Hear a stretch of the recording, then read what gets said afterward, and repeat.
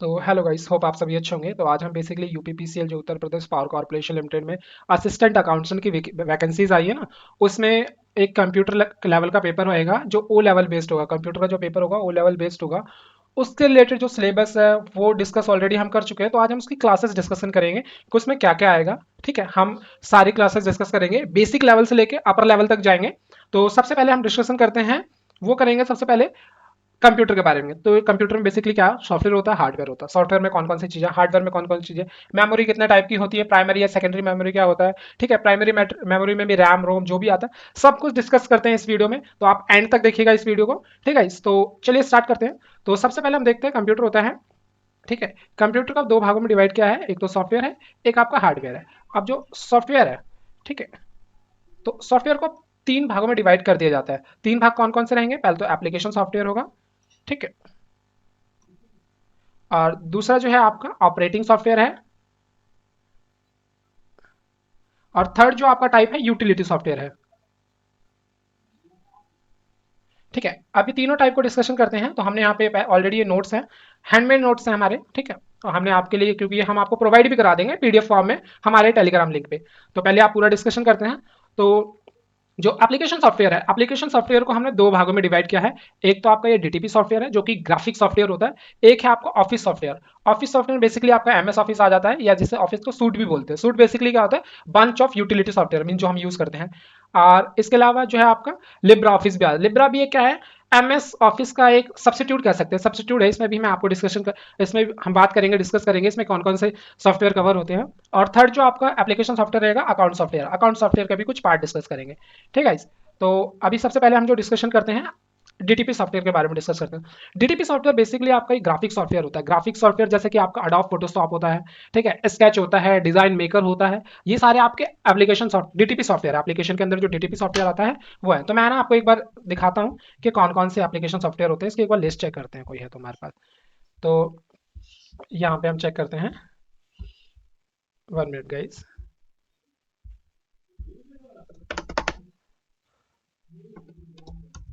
DTP software हमें check करना है। ठीक है, तो ये डीटीपी सॉफ्टवेयर आ गया बेसिकली। ठीक है, ये यहाँ पे आ गए ये सारे जो सॉफ्टवेयर आपको दिख रहे हैं ना, ये सारे के सारे डीटीपी सॉफ्टवेयर, जिसमें अडोब डिजाइन है, ठीक है, माइक्रोसॉफ्ट पब्लिशर भी है, और ये स्क्रप्स है, और इसके अलावा अडोब फ्रेम मेकर है। ये सारे आपके क्या है, डीटीपी सॉफ्टवेयर के अंदर आते हैं, और स्केच वगैरह भी होता है इसमें। ठीक है, ये आपके डीटीपी सॉफ्टवेयर हैं। आप डीटीपी सॉफ्टवेयर हमने आज जैसा कि चेक कर लिया है, अब हम आगे डिस्कशन करते हैं। डीटीपी सॉफ्टवेयर के बाद ऑफिस सॉफ्टवेयर आता है। ऑफिस को बेसिकली दो भागों में डिवाइड किया है। ठीक है, इसमें से एक तो आपका है एमएस ऑफिस। एमएस ऑफिस में क्या क्या चीजें होती है मैं आपको बताता हूँ। एमएस ऑफिस में बेसिकली आपको जो मिलेगा, एमएस ऑफिस में एमएस वर्ड होता है, ठीक है, इसके बाद एक्सेल होता है, एमएस एक्सेस है, पीपीटी है, पब्लिशर है, आउटलुक है, पेंट है। ये आपका क्या है, ऑपरेटिंग सॉरी, ये आपका एप्लीकेशन सॉफ्टवेयर में, ये एप्लीकेशन सॉफ्टवेयर के अंदर आएगा। ठीक है, और एप्लीकेशन सॉफ्टवेयर जो ऑफिस सॉफ्टवेयर है, इसके अंदर भी दो पार्टी हमने डिवाइड कर दिया है। एक तो आपका ये लिब्रा ऑफिस है, ठीक है, ये लिब्रा ऑफिस है, और दूसरा ये एमएस ऑफिस है। ये एग्जाम्पल है। ठीक है, तो ऑफिस सॉफ्टवेयर के दो एग्जांपल हमने देख लिए, एक लिब्रा ऑफिस और एक एमएस ऑफिस। एमएस ऑफिस आपने देखा होगा, यूज करा होगा। लिब्रा ऑफिस काफी कम लोगों ने देखा होता है, काफी कम लोगों ने यूज भी किया होता है। लिब्रा ऑफिस में आपको बताता हूँ एमएस ऑफिस क्या होता है। आपको है ना, एमएस ऑफिस अगर आप यूज करते हैं तो हर साल आपको एमएस ऑफिस की है ना सब्सक्रिप्शन पे करना होता है। मीन्स इसका है ना सब्सक्रिप्शन लेना होता है, कुछ फी पे करनी होती है कि हम इसे यूज कर रहे हैं। ये एमएस ऑफिस फ्री नहीं होता है, पर ये लिब्रा ऑफिस जो होता है ना टोटली फ्री है, ओपन सोर्स होता है। ओपन सोर्स जो होते हैं आप फ्री में यूज कर सकते हो, उसका आपको कोई चार्ज नहीं पे करना होता। तो ये Libra office basically free software है। इसके अंदर मैं इसके अंदर सपोज आप वर्ड है, एमएस वर्ड होता है, एमएस वर्ड की तरह एक राइटर डॉक्यूमेंट नाम का एक सॉफ्टवेयर होता है, उसे यूज कर सकते हैं। एमएस एक्सेल का जो काम करता है, कैल्क सेपरेट शीट करता है, और एमएस एक्सेस जो होता है वो बेस डेटाबेस काम करेगा। ठीक है, ये इसका सब्सिट्यूट है, आप ये कह सकते हैं ये इसका सब्सिट्यूट है। और इसके अलावा मैं आपको बताता हूँ एक इंप्रेशन सॉफ्टवेयर होता है जो पीपीटी जैसा होता है, बिल्कुल वैसा ही वर्क करता है। अगर आप लिब्रे ऑफिस डाउनलोड करेंगे, उसमें impression preparation sorry empress presentation वाला सॉफ्टवेयर जो खोलेंगे, तो बिल्कुल आपको जो पीपीटी जैसा ओपन होता है ना एमएस ऑफिस का, सेम उसी की तरह ही ओपन होगा। और एमएस ऑफिस एक क्या है, ये आपका ओपन सोर्स सर्टिफिकेट है, इसके लिए आपको कोई फी वगैरह पे नहीं करनी होती है। सॉरी, ये लिब्रा ऑफिस जो है आपका, ये ओपन सोर्स सर्टिफिकेट है, इसमें आपको फी वगैरह कुछ पे नहीं करनी होती है, आप इजीली यूज कर सकते हैं बिना कोई पेमेंट के। ठीक है, हम वापस चलते हैं ऊपर, हम जो डिस्कशन कर रहे थे। तो अभी हमने ऑफिस सॉफ्टवेयर देख लिया। ठीक है, ऑफिस सॉफ्टवेयर के बाद अब हम देखते हैं अकाउंटिंग सॉफ्टवेयर। अकाउंटिंग सॉफ्टवेयर के भी कुछ एग्जांपल देख लेते हैं हम।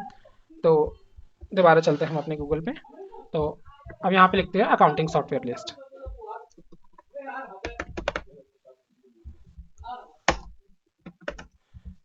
ठीक है, तो ये सारे जो आपको दिख रहे हैं, क्विक बुक है, गन कैश है, उडू है, टर्बो कैश है, न्यू व्यूज है, ओपन सिस्टम अकाउंट है, ये सारे आपके जो रहेंगे अकाउंट सॉफ्टवेयर है। अकाउंट सॉफ्टवेयर बेसिकली इतना नहीं पूछा जाएगा आपसे। आपसे जो पूछा जाएगा ऑपरेटिंग सॉफ्टवेयर, एप्लीकेशन सॉफ्टवेयर, ठीक है, इसके अलावा ये जो आपका यूटिलिटी सॉफ्टवेयर है। अब आपसे पूछ लेगा कि एप्लीकेशन सॉफ्टवेयर है, एप्लीकेशन में सॉफ्टवेयर के अंदर आपको कुछ एग्जांपल दे देगा, इसमें से और बताइए, मींस जो आपका एप्लीकेशन सॉफ्टवेयर नहीं है वो बताइए। तो आपको ऐसे पहचानना होगा। मैं इस क्लास पे जो नेक्स्ट क्लास होगी ना वो एमसीक्यू क्लास रहेगी, इसी की रहेगी, वो भी आपके ना कल इवनिंग तक आ जाएगी। तो आप एक बार इसके एमसीक्यू भी डिस्कस कर चेक कर लीजिएगा। ठीक है, तो अभी हमने आपका ये जो डिस्कस किया, ग्राफिक सॉफ्टवेयर देख लिया है, एमएस ऑफिस सॉफ्टवेयर देख लिया, अकाउंट सॉफ्टवेयर देख लिया। अब ऑपरेटिंग सॉफ्टवेयर के बारे में डिस्कशन करते हैं। ऑपरेटिंग सॉफ्टवेयर बेसिकली क्या होता है, जो हमारे कंप्यूटर को पूरी तरह से ऑपरेट करते हैं। ठीक है, हम डायरेक्ट इसमें वर्क नहीं करते ऑपरेटिंग सॉफ्टवेयर पर, ऑपरेटिंग सॉफ्टवेयर के थ्रू ही हम वर्क करते हैं। जैसे आपका ये विंडोज है, विंडोज क्या है, एक ऑपरेटिंग सॉफ्टवेयर है।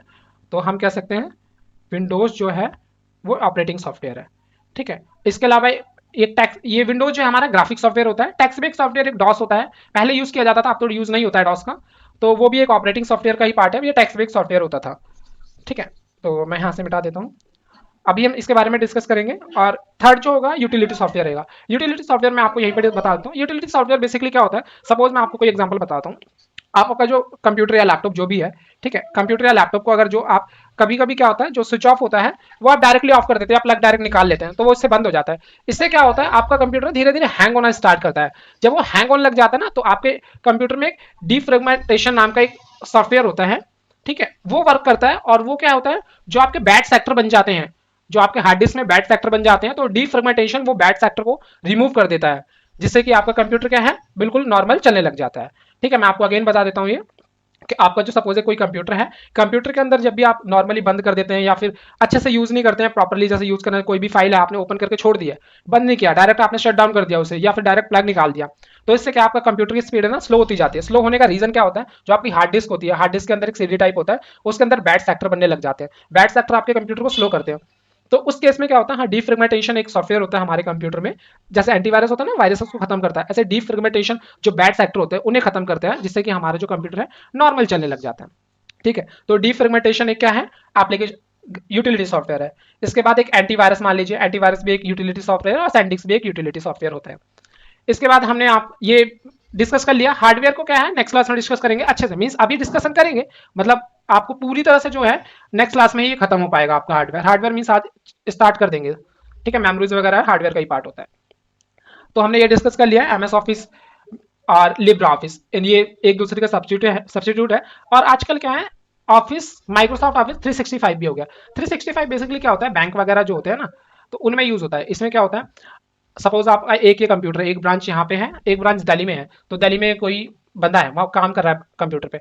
सपोज वो अब वो पूरा कंप्यूटर तो कैरी नहीं कर पाएगा हर जगह, तो वो क्या होता है, माइक्रोसॉफ्ट ऑफिस 365 क्या काम करता है कि आपका जो डेटा होता है वो ऑनलाइन ही सेव करता है। इसमें एप्लीकेशन की जरूरत नहीं होती है, आपका ऑनलाइन वर्क करता है। इसमें डेटा चाहिए, इंटरनेट की भी जरूरत होती है, तो ये आपका ऑनलाइन वर्क करेगा।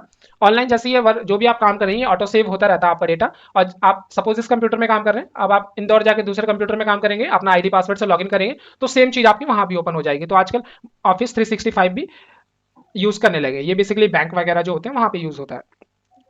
ठीक है, तो इसके बारे में पूछ सकता है, आज तक पूछा तो नहीं है इसलिए मैंने आपको बता दिया जस्ट।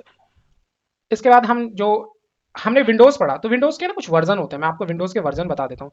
जैसे अभी हम वर्जन होते हैं ना विंडोज के, जैसे एमएस ऑफिस होता है, ऐसे विंडोज के ही वर्जन होते हैं। मैं विंडोज के वर्जन नीचे बताता हूँ, पहले एमएस ऑफिस का वर्जन है ये बता देता हूँ।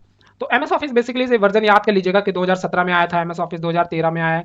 ठीक है, 2013 एक आरटी होता है, 10 है, 7 है, 3 है 2000, और एक्सपी है, और 2000 है, 97, 95, 94, ये बस आपको जस्ट याद कर लेने हैं, क्योंकि कई बार पूछ लेता है कि 4 ऑप्शन दे देगा आपको, 4 ऑप्शन में से कौन सा एमएस ऑफिस का वर्जन नहीं है, आपको बताना होगा। अगर आपको ये सारा नॉलेज रहेगा तो आप इजीली बता पाएंगे, अदरवाइज इसका आंसर आप नहीं कर पाएंगे।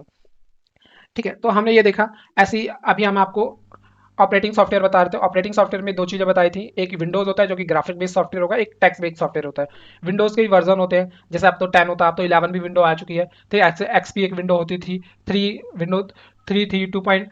जीरो थी, ये 3x है, विंडो 3x 1.0 है, ये 1985 में आई थी, 2.0 1987 में आई थी। जस्ट आपको गो थ्रू करना है इसमें, ठीक है। हो सके तो ये 3 चीजें याद रखिएगा, क्योंकि पुरानी चीजें बेसिकली पूछने के काफी ज्यादा चांसेस होते हैं, और एक बार तो पूछ भी रखा है आपसे कि विंडोज का ये कौन सा वर्जन है। इसमें मतलब 4 एग्जाम्पल देते हैं, उसमें एक वर्जन आपको बताना था इसमें से कौन सा एक विंडोज का वर्जन है। ये ग्राफिक सॉफ्टवेयर आपका विंडो हो गया ऑपरेटिंग सॉफ्टवेयर में, और एक टेक्स्ट बेस्ड सॉफ्टवेयर होता है। टेक्स्ट बेस्ड सॉफ्टवेयर जो रहेगा ये डॉस और यूनिक्स होता है, ठीक है। ये पहले यूज किए जाते थे, अब तो विंडोज ही यूज होता है। अब इसके नीचे चलते हैं, आप देखते हैं नीचे। अब इसके अलावा हमने सॉफ्टवेयर के बारे में डिस्कस कर लिया, अब हार्डवेयर के बारे में डिस्कस करते हैं। अब हार्डवेयर को हमने ना 4 पार्ट में डिवाइड कर दिया, ठीक है। अब मैं एक मिनट पेन चेंज कर लेता हूँ अपना। तो हार्डवेयर को हमने 4 पार्ट में डिवाइड कर दिया है। पहला तो आपका है इनपुट डिवाइस। इनपुट डिवाइस में आपको एक बता देता हूँ। इनपुट डिवाइस आपका क्या होता है? इनपुट डिवाइस में आपका कीबोर्ड आएगा, माउस आएगा और स्कैनर आएगा। सपोज आपके पास ये आप कीबोर्ड मान लेते हैं, ये आपका क्या है, कीबोर्ड है, इसमें एक, ठीक है, ये कीबोर्ड है, ये माउस है, ठीक है, ये आपकी स्क्रीन है, ठीक है। अब क्या है, आपको कोई भी चीज़ है, आपका डेटा है, आप कुछ स्क्रीन में एंड लिखना चाहते हैं, तो या तो कीबोर्ड की हेल्प से लिखेंगे, या जो आपका स्कैनर वगैरह, अगर आपके पास प्रिंटर है तो उसकी हेल्प से आप प्रिंट करके डायरेक्ट कंप्यूटर में भेज देंगे। तो इसके लिए आपको क्या है, जो इनपुट डिवाइस वो डिवाइस होंगे जिससे कि हमारे जो मन में विचार है, चाहे वो जो भी हमारी इंफॉर्मेशन है, वो कंप्यूटर के अंदर कैसे डालेंगे। तो या तो टाइप करके डाल सकते हैं, ठीक है, या फिर कोई ऐसी चीज़ हो कॉपी पेस्ट करना होगा तो माउस की हेल्प लेनी पड़ेगी हमें, या फिर ऐसी कोई चीज़ है या स्कैनर वगैरह से भी हम डायरेक्ट डाल सकते हैं।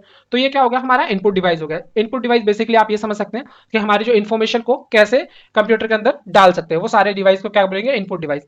आउटपुट डिवाइस क्या होंगी, ठीक है। अब पहले इनपुट डिवाइस पर करते हैं। हमने अपनी इन्फॉर्मेशन थी, जो भी मन के विचार वगैरह थे, कंप्यूटर में टाइप करके लिख दिए। अब उसको लिखने से नहीं होगा, हमें कुछ तो उसका करना होगा ना, या तो कोई पीपीटी बनानी होगी, या कोई प्रॉपर पिक्चर वगैरह बनानी होगी। तो पिक्चर वगैरह सब कुछ बनाने के लिए हमारे पास प्रोसेसिंग डिवाइस होने चाहिए, ठीक है। प्रोसेसिंग डिवाइस में आपका मदरबोर्ड आएगा, सीपीयू, रैम, रोम और एसएमपीएस, ये पावर सप्लायर होता है बेसिकली, ठीक है। ये मैं आपको दिखा भी दूंगा थोड़ी देर में। और इसके अलावा आउटपुट होता है, आउटपुट डिवाइस। अब हमने प्रोसेस कर लिया है, ठीक है, प्रोसेस करके क्या है, हमने सेव भी कर दिया। सेव कहाँ पे करेंगे हम, जैसे हार्ड डिस्क में होगा, फ्लॉपी डिस्क पहले यूज करते थे, सीडी होता है, डीवीडी।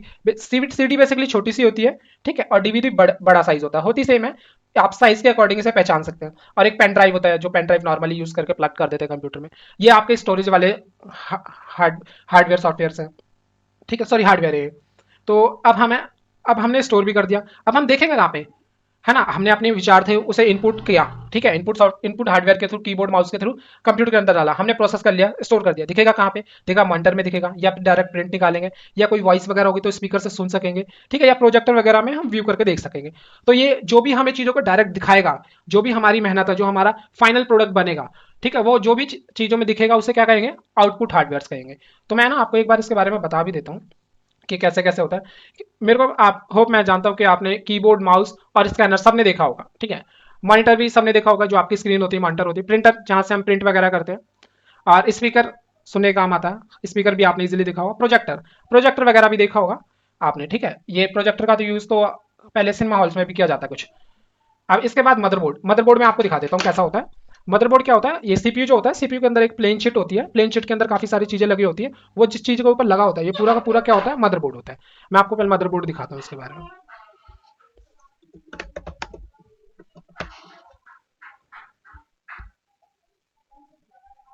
ठीक है। ये आप मदरबोर्ड की पिक्चर देखिए, ये जो आपको दिख रहा है ना, ये पूरा का पूरा मदरबोर्ड है। इसमें क्या है, यहाँ पे रैम लगाने का ऑप्शन आएगा। मैं एक मिनट, ये क्लियर पिक्चर नहीं आ रही है, मैं क्लियर पिक्चर दिखाता हूँ, ठीक है। तो ये है, सपोज इसमें रैम लगाने का ऑप्शन आ जाता है, ये हमारे यहाँ पे प्रोसेसर लगता है। ये पूरा का पूरा एक मदरबोर्ड है, ठीक है। इसके अलावा हमने क्या चेक करना है, मदरबोर्ड के अलावा सीपीयू, सीपीयू चेक कर लेते हैं।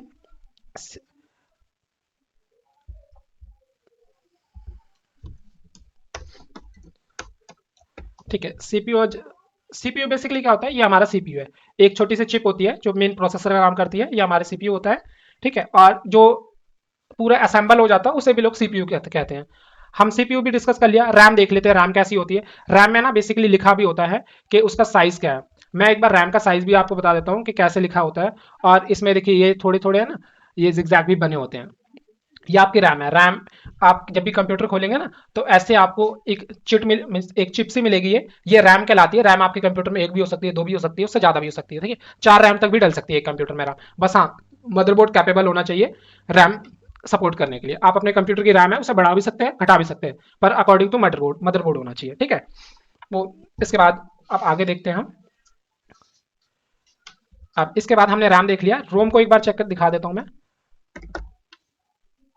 रोम कैसा दिखता है। ठीक है, ये जो आपकी चिप है ये रोम कहलाती है। ये आप कंप्यूटर ओपन करेंगे तो वहां पे आपको शो हो जाएगा। इस टाइप की रोम हो सकती है, जो आप देख रहे हैं ना ये सारे पिक्चर, ये रोम कहलाती है। ठीक है, तो हमने रोम भी चेक कर लिया है। आप आगे चेक करते हैं इसमें क्या है। इसके अलावा एस एम पी एस, ये पावर सप्लायर होता है बेसिकली ये। ठीक है, मैं आपको एक बार पावर सप्लायर के बारे में बता देता हूँ। 1 मिनट गाइस।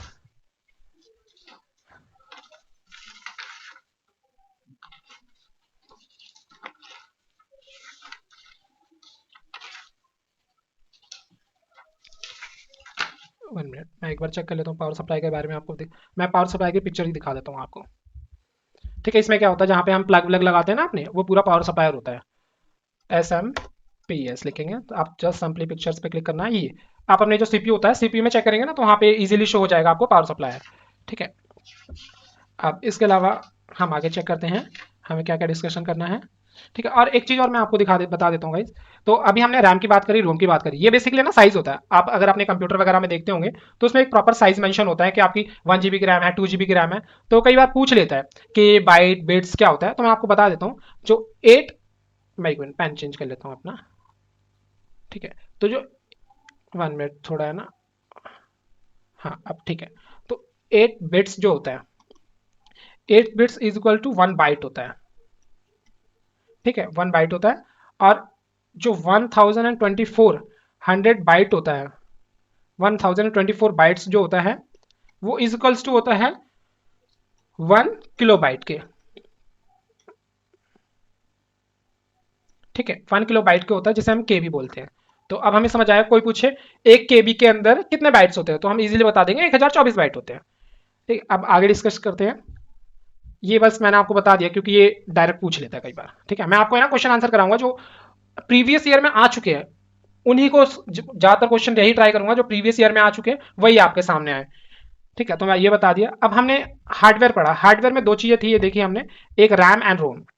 ठीक है, अब हम रैम एंड रोम के बारे में पढ़ते हैं। ये बेसिकली मेमोरी होता है। अब मैं आपको पहले मेमोरी के बारे में बताता हूँ, फिर आपको बताता हूँ कौन से टाइप की मेमोरी होती है। ठीक है, तो अब हम नीचे चलते हैं थोड़ा। अब हमने देखा ये मेमोरी यूनिट देखते हैं। एक तो कुछ मेमोरी होती है प्राइवेट मेमोरी होती है, सॉरी प्राइमरी मेमोरी, और कुछ होंगी सेकेंडरी मेमोरी। प्राइमरी मेमोरी के अंदर आपकी रैम आएगी और रोम आएगी। ठीक है, रोम और रैम आ जाएगी। और इसके अलावा आपकी सेकेंडरी मेमोरी के अंदर काफी सारी चीज आती है, floppy disk, hard disk, optical disk. ठीक है, और मैग्नेटिक टेप ये आपकी है। और ऑप्टिकल डिस्क के अंदर एक सीडी आ जाता है और डीवीडी। मैंने बताया था सीडी थोड़ी छोटी होती है साइज में, और जो डीवीडी होती है ना थोड़ी बड़ी होती है साइज में, जो डीवीडी हम घर में यूज करते हैं। ठीक है, इसके अलावा हम जो चेक करेंगे, अभी हम बेसिकली जो पढ़ने वाले हैं, ये सेकेंडरी मेमोरी के बारे में अभी डिस्कशन नहीं करेंगे। अभी हम जो मेन फोकस रखेंगे अभी अपना, ये प्राइमरी मेमोरी के बारे में डिस्कशन करते हैं। तो प्राइमरी मेमोरी के अंदर आपका रोम है एंड रैम है। तो अब ये है आपके मेमोरी, ये आपकी प्राइमरी मेमोरी है, मैं लिख देता हूँ। ठीक है, प्राइमरी मेमोरी के अंदर रोम जो होता है रीड ओनली मेमोरी होता है। इसका फुल फॉर्म क्या है, रीड ओनली मेमोरी। और आपका जो रैम है, रैम होगा रैंडम एक्सेस मेमोरी होगा। अब रोम के भी आपको 4 पार्ट दिखेंगे। रोम के अंदर 4 पार्ट कौन से, marked memory, P R O M होगा एक, E P R O M, E P R O M. ठीक है, और रैंडम एक्सेस मेमोरी के अंदर खाली दो ही पार्ट है, एक स्टैटिक रैम है और एक डायनेमिक रैम है। तो अभी हम सबसे पहले अभी जो डिस्कस करेंगे, कई बार मैं आपको एक और चीज बता दूं, कई बार क्या पूछ लेता है कि आपका मेन मेमोरी क्या, मेन मेमोरी कौन सी होती है, प्राइमरी मेमोरी या इंटरनल मेमोरी। इन तीन में से कोई भी नाम आ जाए ना, सारी की सारी सेम होती है। प्राइमरी मेमोरी को मेन मेमोरी कहते हैं, इसी को आपकी इंटरनल मेमोरी कहा जाता है। और मैं आपको बताता हूँ जो आपकी प्राइमरी मेमोरी है ना, इससे आप चेंज नहीं कर सकते। कि ये नहीं है, अगर आपका सपोज आपको कोई फोन है, फोन अगर 16 GB का है, तो आप 16 GB का ही वो रहेगा। आपको 16 GB का अगर वो स्टोरेज लेता है तो 16 GB ही रहेगा उसके अंदर। हाँ, आप बाहर से अपने उसमें मेमोरी कार्ड डाल सकते हैं, चाहे 64 GB, 128 GB। ठीक है, तो आप बाहर से सेम इसका होता है। रैम आपकी प्राइमरी मेमोरी ये चेंज नहीं होगी, आप बाहर से इसमें हार्ड डिस्क वगैरह कितनी बढ़ा सके डाल सकते हैं। तो इसका भी सेम रहता है। तो हमने मेमोरी के बारे में पढ़ लिया। तो अभी जो सबसे पहले हम पढ़ेंगे, ये पढ़ते हैं रोम के बारे में। ठीक है, तो सबसे पहले हम रोम के बारे में डिस्कशन कर लेते हैं। 1 मिनट गाइज, थोड़ा टाइम लग रहा है।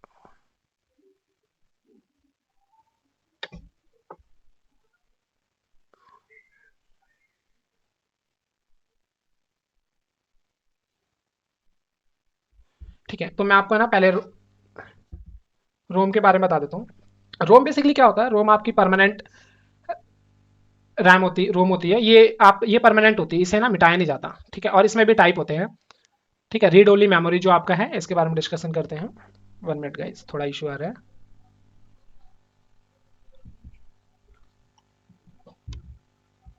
ठीक है, रीड ओनली मेमोरी के अब हमने पार्ट पढ़ेंगे। एक आपका मार्कडो रोम रहेगा, एक जो आपका रहेगा पी रोम रहेगा, ईपी रोम रहेगा। इसकी मैं आपको फुल फॉर्म भी बताऊंगा, और फुल फॉर्म आप एक बार पढ़ लीजिएगा, ये आपके काम भी आएगा, ठीक है। तो अब सबसे पहले,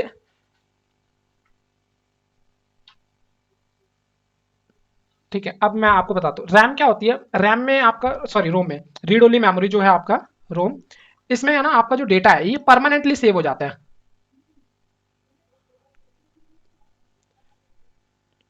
इसमें डेटा आपका परमानेंटली सेव हो जाएगा। सपोज आप कोई काम कर रहे हैं, अगर आपकी लाइट चली भी गई ना, तो लाइट जाने पे डेटा मिटता नहीं है, आपका सेव रहता है रोम में। पर रैम में जस्ट अपोजिट होता है, रैम में अगर लाइट गई, आपका काम चल रहा है, तो बंद हो जाएगा, ठीक है। वो काम जो भी आपका डेटा रहेगा वो डिलीट हो जाएगा, ऑटो डिलीट। तो अब रोम में भी टाइप होते हैं। एक तो मार्क रोम होता है, मार्क रोम के बारे में पढ़ते हैं। द प्रोग्राम आर और the data are permanently installed at the time of manufacturing as per the requirement. The data cannot be altered. Process of permanent recording is expensive but economic for large quantity. अब ये बता रहा है कि manufacturing के time पे ही कुछ चीजें होती हैं इंस्टॉल कर दी जाती है, जैसे हम डिलीट नहीं कर सकते ना ही चेंज कर सकते हैं, वो रिक्वायरमेंट होती है इस कंप्यूटर की, ठीक है। तो बेसिकली अब मार्क रोम जो होती है, मार्क्ड रीड ओनली मेमोरी जो होती है मार्क रोम, इसका डेटा आप मिटा नहीं सकते, ठीक है। ये परमानेंटली फिक्स हो जाता है, इसका डेटा मिटाया नहीं जा सकता, ठीक है। ना ही ऑल्टर चेंज किया जा सकता है, ऑल्टर मतलब होता है चेंज। ना ही आप डिलीट कर सकते हैं, ना ही आप इसे चेंज कर सकते हैं, जो डेटा जैसा है वैसे ही रहेगा, ठीक है। हमने देख लिया है मार्क ड्रोम का जो डेटा होता है, ना ही ऑल्टर किया जा सकता है, मतलब ना ही मिटाया जा सकता है, ना ही चेंज किया जा सकता है। अब इसके अलावा पी रोम देखते हैं। पी रोम क्या होता है? प्रोग्रामेबल रीड ओनली मेमोरी, इसका फुल फॉर्म है, ये गाइस लर्न कर लीजिएगा, क्योंकि डायरेक्ट क्वेश्चन आ जाएगा कि which is the full form of PROM. आपको 4 ऑप्शन दे देगा, you have to choose the answer, ठीक है। आपको आंसर पता करना होगा फिर, ठीक है। पी रोम क्या होता है? ये बेसिकली फंक्शन जो करता है ये मार्क ड्रोम की तरह ही होता है, but the P ROM can be burn और intact, this is a perform by ROM program, ठीक है। पी रोम क्या होता है? ये भी काफी स्ट्रांग होता है, इसका डेटा भी मिटाया नहीं जा सकता, ना ही चेंज किया जा सकता है। पर इसका जो डेटा है ना, बर्न हो जाता है, मतलब डिस्ट्रॉय हो जाता है, मिटता नहीं है। मतलब मिटना इन द सेंस ये होता है, आपकी एक रोम का साइज है कोई, ठीक है, ये आपकी रोम है, इसका आप डेटा मिटा के आप दूसरा डेटा डाल दिया, चेंज कर ले, मिटता नहीं, ये पूरी की पूरी रोम ही डिस्ट्रॉय हो जाती है, फिर इसका यूज नहीं है। तो पी रोम ये होता है। पी रोम का भी आप बेसिकली यही कर सकते हैं कि इसका जो डेटा है ये मिटाया नहीं जा सकता, ना ही चेंज किया जा सकता है, ठीक है। तो पी रोम का भी जो डेटा है चेंज नहीं होगा और ना ही मिटेगा, ठीक है। तो मिटाया भी नहीं जा सकता, ना ही चेंज किया जा सकता है। आप पी रोम के अंदर, ठीक है। अब हमने पी रोम के बारे में डिस्कशन करा, अब ईपी रोम होता है। ईपी रोम के बारे में डिस्कशन करते हैं, ये क्या होता है बेसिकली। ईपी रोम बेसिकली क्या है आपका? Erasable programmable read only memory. The EPROM is programmable by the user, ठीक है। इसका जो यूजर के थ्रू या जो यूजर चाहता है वो आप इसमें प्रोग्राम डाल सकता है। It use most calculated to store data. They store first to zero in form of change. The information store can be erased by exposing the memory to ultraviolet light, which easily located, can be selective erase and permanently. Okay. तो अभी एक चीज मैं आपको बताता हूँ, इसमें क्या है, आपको जो बताया गया है, इसमें आपको बोल रहा है कि आज आपका जो ईपी रोम है, ईपी रोम, इसका जो डेटा है ये आप है ना मिटा सकते हैं और चेंज कर सकते हैं, कैसे? पर इसमें किस चीज की हेल्प चाहिए होगी? अल्ट्रावायलेट रेंज की। अल्ट्रावायलेट लाइट जो होती है ना, अल्ट्रावायलेट लाइट के थ्रू किसका डेटा, ईपी रोम का डेटा मिटाया जा सकता है। और ईपी रोम की फुल फॉर्म जो होगी, erasable programmable read only memory, ये आपका इसका फुल फॉर्म रहेगा। तो इसका फुल फॉर्म याद कर लीजिएगा। ये क्या ये रोम जो होती है, इसे आप अल्ट्रावायलेट लाइट के थ्रू मिटा सकते हैं, ठीक है। तो अब नेक्स्ट देखते हैं। इसके अलावा ना एक और रैम होती है, इसमें है ना थोड़ा इश्यू आ रहा है, पिक्चर सही से सेट नहीं हुई है, मैं आपको बता देता हूँ। इसके अलावा आप लिख लीजिएगा, इंपॉर्टेंट है वो भी, ठीक है। इसके अलावा जो आपकी होती है ईपी रोम के अलावा, थर्ड जो होता है ईईपी रोम होता है एक मिनट मैं इसे एक बार इरेज करके आपको सही से बता देता हूँ, ठीक है। या फिर एक 1 मिनट, ठीक है, मैं आपको इसमें दे देता हूँ। एक क्या होता है आपका ईपी रोम होता है। अब आप कहेंगे ईईपी रोम क्या होता है, इसका फुल फॉर्म बता दीजिए, ठीक है। अब इसका जो फुल फॉर्म होता है,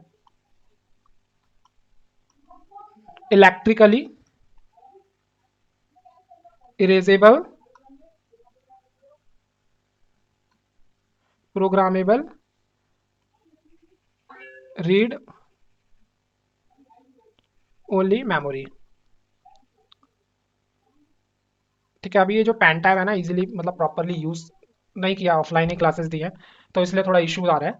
ठीक है, तो ईपी रोम होता है electrically erasable programmable read only memory. ठीक है, मैं बता रहा हूँ, आप लिख लीजिएगा अगर आपको राइटिंग्स में समझ नहीं आ रही होगी तो, या फिर मैं यहाँ पे लिख भी दूंगा। मैं ये आप जो डिस्क्रिप्शन में जाएंगे ना, डिस्क्रिप्शन में आपको एक लिंक दे दूंगा जिसमें आपको पूरी पीडीएफ मिल जाएगी। उस पीडीएफ में मैं करेक्ट करके आपको दे दूंगा कि क्या होता है। उस पीडीएफ में आपको मिल जाएगा ये वाला पार्ट भी। तो इस रोम में क्या होता है, ये जो आपकी रोम होती है ये सिमिलर टू ईईपी रोम होता है, ईपी रोम। ठीक है, ईपी रोम में हम क्या करते थे, इरेज हो जाता था डेटा अल्ट्रावायलेट लाइट के थ्रू। बट इसमें क्या होता है, अल्ट्रावायलेट लाइट के थ्रू डेटा इरेज नहीं होगा।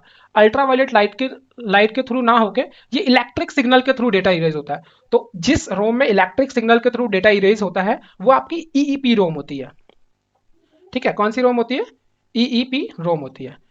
अगर आपसे क्वेश्चन आ जाता है कि ऐसी मीन्स रोम का नाम बताइए, टाइप ऑफ रोम का नाम बताइए जहां पे जो डेटा है आप इरेज कर सकते हैं पर इलेक्ट्रिक सिग्नल के थ्रू, तो आपको चार ऑप्शन दे देगा। उसमें जो आपका ईईपी रोम जो होगा वो आपका सही ऑप्शन रहेगा, या फिर electrically erasable programmable read only memory, ये फुल फॉर्म दे देगा। दो में से एक चीज देगा, वो आपको सिलेक्ट करना होगा। ठीक है, अब हम अपने चलते हैं वापस। तो अब हमने आप क्या है बेसिकली रोम जो है फिनिश कर लिया है। रोम में बस यही सब है। आप रैम देखते हैं, रैम में हमने दो चीजें पढ़ी हैं। रैम में आपका एक तो आएगा स्टैटिक रैम जिसे एस रैम भी बोलते हैं, और आपका आएगा डी रैम। अब पहले मैं रैम के बारे में बताता हूँ। रैम का फुल फॉर्म होगा रैंडम एक्सेस मेमोरी। अब इसमें क्या रहता है कि सपोज आप काम कर रहे हैं, आप अपने पीसी में काम कर रहे हैं और सडन लाइट चली जाती है, पीसी तो बंद हो जाएगा लाइट जाते ही, अगर आपके पास यूपीएस नहीं है तो। ठीक है, जैसे ही पीसी बंद हो जाएगा आपका, तो आपका जो डेटा है वो भी इरेज हो जाएगा।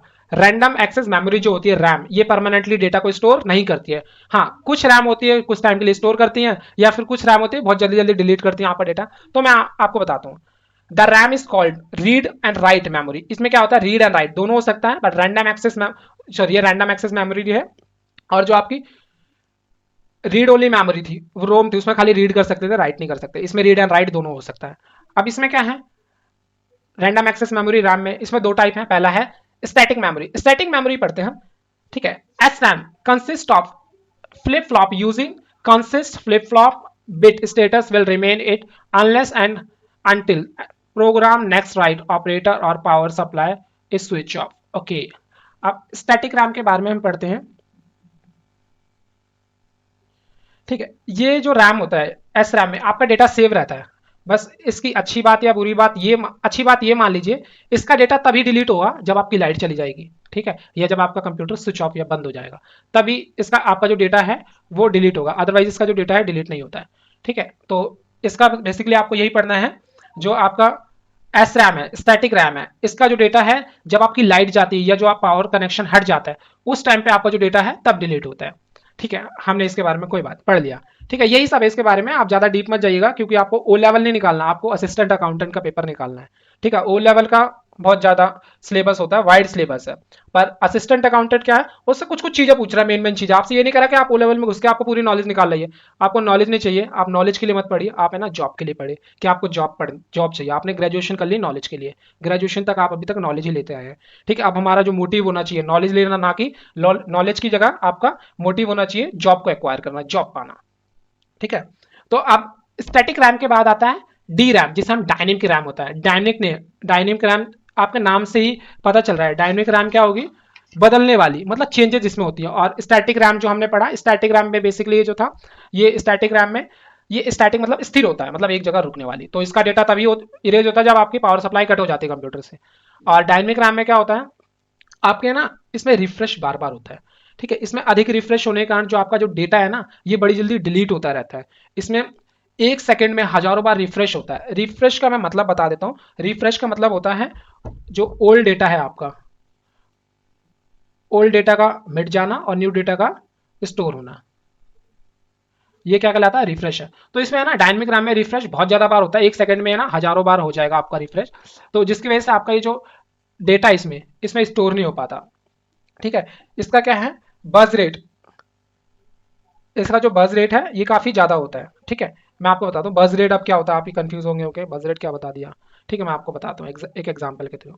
ठीक है, हमने ये पेज लिया है, अब इसी पेज में मैं बताता हूँ आपको बस रेट क्या है।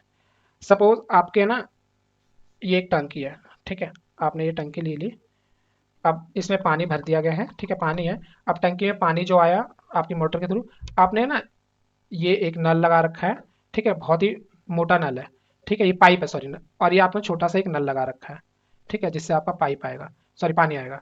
ठीक है, तो आपको क्या है, जब आप आपका ये जो सप्लाई पानी यहाँ से जाएगा नीचे जाएगा, तो ये ट्रांसफर करने की जो रेट होगी ना,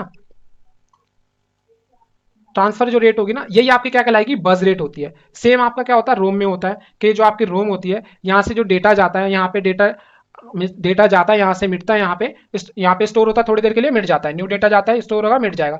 तो ये जो डायनेमिक रैम की बज रेट है, जो डायनेमिक रैम है उसकी बज रेट काफी हाई होती है, जिसकी वजह से इसका जो डेटा है स्टोर नहीं हो पाता है और एक टाइम पे हजारों बार रिफ्रेश हो जाता है। तो बस डायनेमिक रैम आप ये याद रखिए कि इसका डेटा, इसमें डेटा स्टोर नहीं हो पा, ज्यादा देर तक स्टोर नहीं होता है, ये जल्दी जल्दी डेटा को डिलीट करता है, क्योंकि काफी ज्यादा बार रिफ्रेश होता है। पर स्टैटिक रैम में डेटा तभी डिलीट होता है जब पावर कनेक्शन ऑफ हो जाता है या पावर कनेक्शन हट जाता है या आपका कंप्यूटर ऑफ होता है।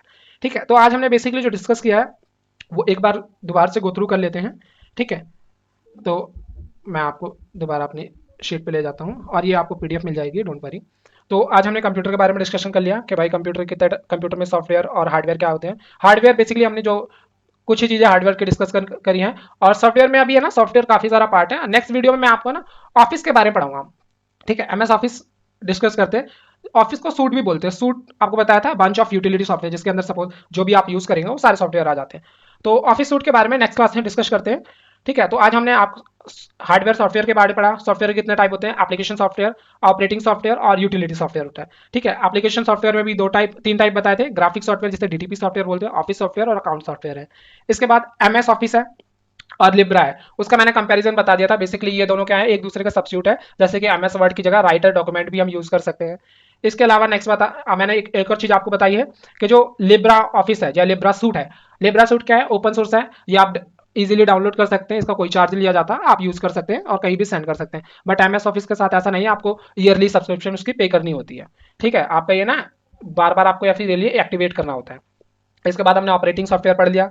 ऑपरेटिंग सॉफ्टवेयर के बाद हमने हार्डवेयर में कितने चार टाइप पढ़े। इनपुट डिवाइस, जिससे हम आपको अपना डिवाइस इनपुट करें, अपने विचार को एंटर करते हैं। आउटपुट डिवाइस, हमारा जो आउटपुट निकलता है, जो भी हम वर्क करके आउटपुट निकलता है, जिसके ऊपर वर्क करते हैं वो प्रोसेसिंग डिवाइस होता है, और जहां पे हम हमारा वर्क को स्टोर कर दिया जाता है वो कहलाएगा आपका स्टोरेज डिवाइस। ये चार टाइप हमने स्टोरेज में हार्डवेयर में पढ़े हैं, अभी बाद में डिस्कस करेंगे। हमने इसमें अभी जो प्रोसेसिंग डिवाइस है उसका रैम एंड रोम ये डिस्कस किया, बाकी मदरबोर्ड को बाद में डिस्कशन करेंगे। धीरे धीरे सारी चीजें कवर होंगी, आप टेंशन मत लीजिएगा। और कोई भी क्वेरी हो आपको तो आप हमारे टेलीग्राम ग्रुप पे जाके वहां पे मैसेज कर दीजिएगा, वी विल आंसर। ठीक है, और इसके बाद हमने मेमोरी पढ़ा, प्राइवेट मेमोरी और सेकेंडरी मेमोरी। अभी हमने सेकेंडरी मेमोरी को कवर नहीं किया है, जब हम hard disk cover sorry hardware cover करेंगे, हार्ड डिस्क वगैरह, तो उसी टाइम पे हम सेकेंडरी मेमोरी कवर कर लेंगे। प्राइमरी मेमोरी में भी हमने पढ़ा है कि रैम और रोम में क्या क्या डिफरेंस होता है, रैम और रोम के क्या क्या टाइप होते हैं। जैसे कि आपका रोम होता है रीड ओनली मेमोरी, इसके अंदर एक मार्क्ड रोम होती है, पी रोम होती है, ईपी रोम होती है और ईपी रोम होती है। इसकी फुल फॉर्म भी हमने पढ़ लिया। पी रोम प्रोग्रामेबल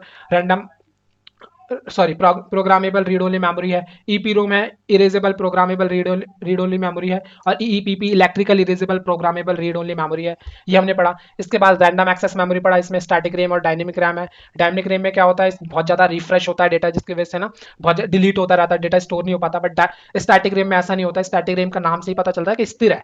तो जो डेटा होता है आपका स्थिर रहता है, जब आपका पावर कट होता है या लाइट चली जाती है या जब आप बंद कर देते हैं पीसी अपना, तभी आपका जो डेटा है वो हटता है। ठीक है, तो ये सब हमने डिस्कस करा। तो होप गाइस आपको ये क्लास काफी अच्छी लगी होगी। ठीक है, तो आप लाइक एंड सब्सक्राइब कीजिएगा, ठीक है, जैसे कि हमें मोटिवेशन मिलेगा। Thank you guys.